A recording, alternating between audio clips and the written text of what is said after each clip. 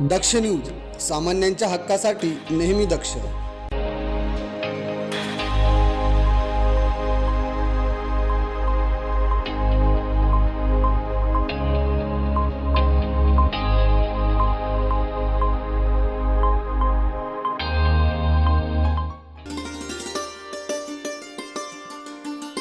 त्र्यंबकेश्वर शहरातून एक महत्त्वाची राजकीय घडामोड समोर आली आहे.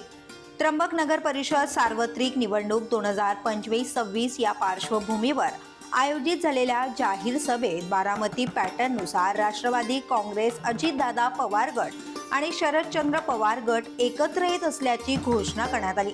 होऊ घातलेल्या नगर परिषदेत निवडणुकीत आपल्या उमेदवारांना भरघोस मतांनी विजयी करायचा आणि त्र्यंबक नगर परिषदेवर राष्ट्रवादीचा झेंडा फडकवायचा असा निर्धार मान्यवरांच्या भाषणातून व्यक्त करण्यात आला. या जाहीर सभेत प्रमुख मान्यवर म्हणून उपस्थित होते राष्ट्रवादी काँग्रेस अजितदादा पवार गटाचे जिल्हाध्यक्ष विष्णुपंत म्हैसदुणे, शरदचंद्र पवार गटाचे जिल्हाध्यक्ष पुरुषोत्तम कडलक, इगतपुरी त्र्यंबकेश्वर विधानसभेचे आमदार हिरामनदादा खोसकर, महाराष्ट्र राज्याचे राष्ट्रवादी अजितदादा पवार गटाचे उपाध्यक्ष संपत सकाळे, तालुकाध्यक्ष भैरूशेठ मुळाने, समाधान बोडके पाटील, अजितदादा पवार गटाचे शहर अध्यक्ष सुरेश तात्या गंगापुत्र, शरदचंद्र पवार गटाच्या महिला अध्यक्षा अर्पणाताई अहिरे, विनायक शेख माळेकर, माजी नगरसेवक राजाभाऊ शिरसाट, नवनाथ नाना कोठुळे, माजी नगरसेवक सागरभाऊ उजे. या सभेत महाराष्ट्र राज्याचे अन्न व औषध प्रशासन मंत्री नरहरी झिरवाळ साहेब देखील उपस्थित राहणार होते. मात्र दुसऱ्या सभेचे नियोजन आणि लांबच्या प्रवासामुळे ते सभेला येऊ शकले नाहीत. तरी अजितदादा पवार गटाचे जिल्हाध्यक्ष विष्णुपंत म्हैसदुणे यांनी भाषणातून सर्व उमेदवारांना जाहीर आश्वासन दिले की दोन्ही गट एकत्र आहेत आणि या निवडणुकीत त्र्यंबक नगर परिषदेमध्ये राष्ट्रवादी काँग्रेसचाच झेंडा फडकणार आहे.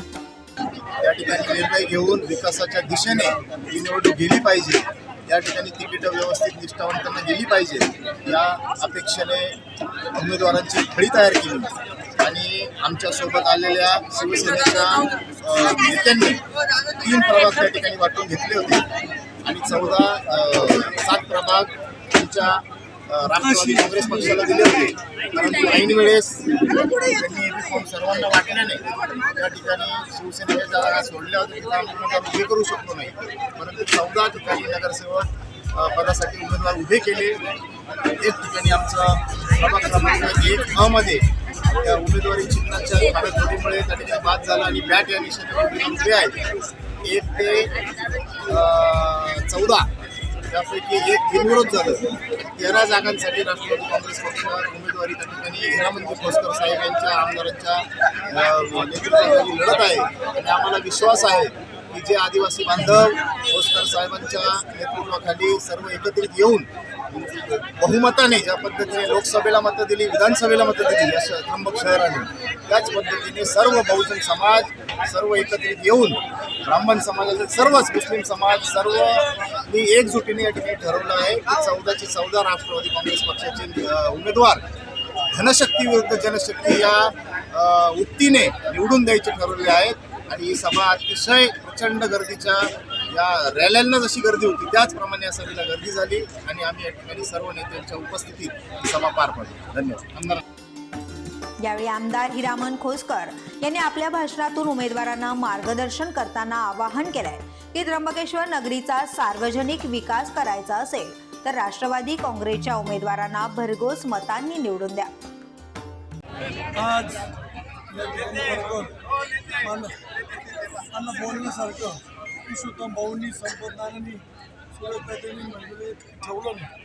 कारण की मी केलेलं काम लेखाजोखा या ठिकाणी पुरुषोत्तम भाऊंनी सर्व जनतेपर्यंत पोहोचवलं.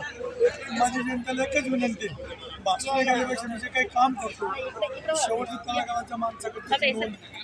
परंतु आज जिल्हा अध्यक्ष आमचे आहेत, कार्यक्रमाचे अध्यक्ष लोकसभेला राजाभाऊला लोकांनी स्वतःचं भाकर खाऊन त्या ठिकाणी मतदान दिलं, निवडून दिलं. तर अशा पद्धतीने त्र्यंबकेश्वरच्या जनतेने ठरवलं पैसा येतो जातो सगळं आर्थिकला काही कोणाला पूर्ण होत नाही.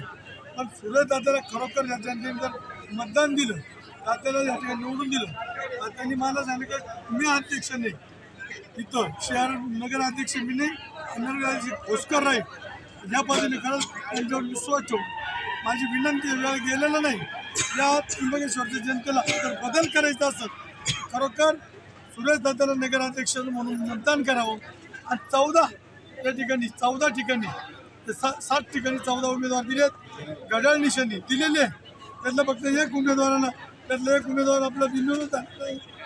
एक उमेदवाराचा फॉर्म त्या ठिकाणी आता उडल्यामुळं त्याला पुरस्कृत केलेलं आहे, बॅट त्याची निशाणी आहे. तर 13 उमेदवार नगराध्यक्ष निवडून दिला तर त्र्यंबकेश्वर शहराचा मी आयुष्यभर उपकार फेडू शकत नाही आणि त्या कामाच्या रूपातून फेडली. या सभेसाठी त्र्यंबकेश्वर शहरातील तसेच ग्रामीण भागातील राष्ट्रवादी काँग्रेस दोन्ही गटांचे पदाधिकारी आणि समर्थक मोठ्या संख्येने उपस्थित होते. प्रभाकर गारे, दक्ष न्यूज, त्र्यंबकेश्वर.